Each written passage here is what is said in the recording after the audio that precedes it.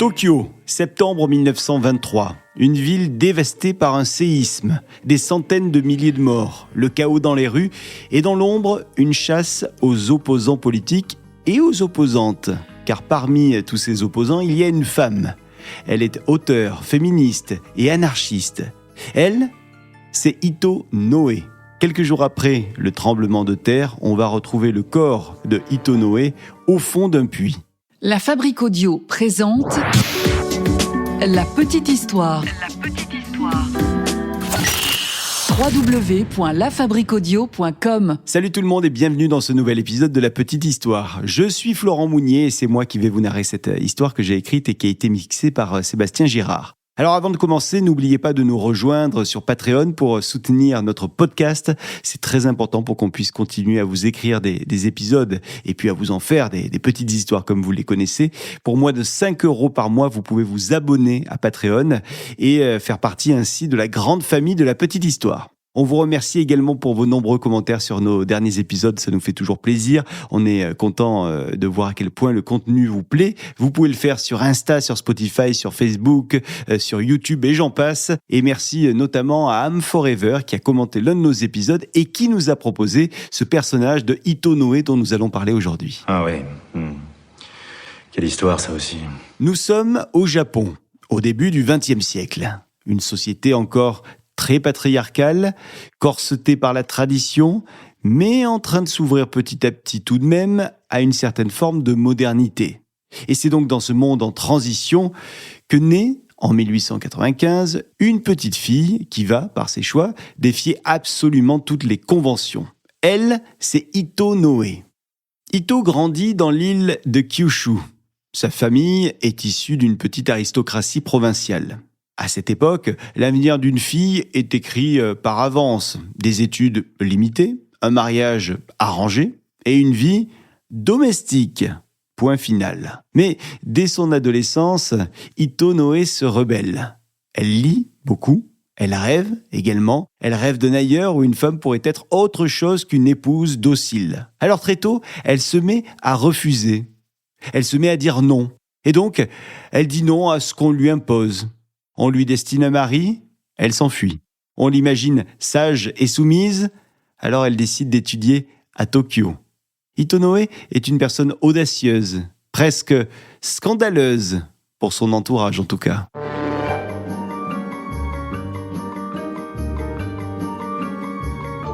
Noé est donc arrivé à Tokyo, et c'est là que tout va se mettre à changer. Noé découvre à Tokyo un univers bouillonnant. Et imaginez plutôt le Tokyo de l'époque, des cafés littéraires, des revues intellectuelles, des débats politiques. Et puis surtout, une revue. La revue Seito, surnommée les Blue Stockings. Cette revue a été créée par un groupe de femmes japonaises. Des femmes bien décidées à revendiquer leur droit à penser, écrire et exister. Très vite, Noé va s'imposer dans ce petit cercle. Et elle ne se contentera pas d'écrire, non, elle finira par prendre la direction de la revue Seito. Et là, elle pousse les limites. Contraception, avortement, prostitution, sexualité des femmes et même libre amour. Ces mots, ces idées paraissent explosives dans le Japon de 1915 et pourtant ce sont bel et bien ces mots et ces idées qu'elle va imprimer noir sur blanc. Imaginez le scandale. Imaginez la presse conservatrice de l'époque. Imaginez les autorités du Japon. Alors Noé va devenir une cible. Mais elle s'en fiche. Elle le savait d'ailleurs, c'est ce qu'il attendait. Ce qu'elle veut, elle, c'est parler de la liberté des femmes. Pas demain, pas dans 100 ans non plus. Maintenant, tout de suite. Alors du côté de sa vie perso, il y a aussi des choses qui se passent pour Noé. Elle rencontre Osugi Sakae, l'un des anarchistes les plus en vue du pays. Cette rencontre avec Osugi Sakae est décisive. Ensemble, ils ne vont pas seulement être amants, non, ils veulent vivre une idée, le libre amour. Un concept qui choque encore de nos jours parfois, mais qui fascine et qui scandalise. Imaginez plutôt ces réflexions de l'époque. Aimer sans mariage, est-ce que c'est possible ? Aimer sans un contrat, sans chaîne ? Alors Noé rompt avec son mari, avec qui elle a 2 enfants, et elle s'installe avec Osugi. Leur couple devient une provocation vivante aux yeux du monde. Mais attention, l'amour libre ne veut pas dire absence de passion. Et donc, il y a parfois, quand il y a passion, des drames. Par exemple, un jour, la maîtresse d'Osugi, qui est une autre féministe, va tenter de poignarder Osugi dans une crise de jalousie par rapport à Noé. L'affaire fera les gros titres. Alors tout le Japon s'indigne et commente. Mais Noé, elle, continue. Elle continue d'écrire. Et elle traduit Emma Goldman, la grande anarchiste américaine. Elle publie, elle milite, elle provoque. Alors évidemment, les autorités ne la quittent plus des yeux, notre Noé. Nous sommes dans un Japon où l'anarchisme est surveillé de très près et Osugi est arrêtée à plusieurs reprises. Noé, quant à elle, attire toujours autant la curiosité, mais aussi la méfiance. Mais rien ne l'arrête. Son combat, elle le dit et elle l'écrit, c'est le patriarcat qui doit tomber. Le mariage n'est pour elle qu'une prison. Les femmes devraient, selon elle, choisir leur vie, leur corps et leurs désirs. Imaginez ce choc pour l'époque dans une société où les femmes ne devaient même pas prononcer le mot sexualité.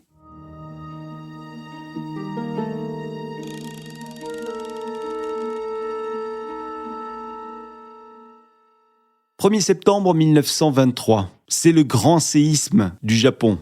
Un séisme gigantesque qui vient de frapper Tokyo et toute la région du Kanto. Ce jour-là, les maisons s'effondrent. Les incendies se multiplient un petit peu partout. Plus de 100 000 morts. La ville de Tokyo est désormais un champ de ruines. C'est l'apocalypse. Dans ce chaos, les rumeurs circulent. On accuse les Coréens d'empoisonner les puits, de comploter. Et très vite, des foules se mettent à lyncher, à massacrer. Et là, ça va être le début d'un des épisodes les plus sombres de l'histoire japonaise moderne, le fameux massacre de Kanto. Et dans ce climat de peur, d'hystérie collective, le gouvernement et l'armée vont profiter de l'occasion pour éliminer leurs ennemis politiques.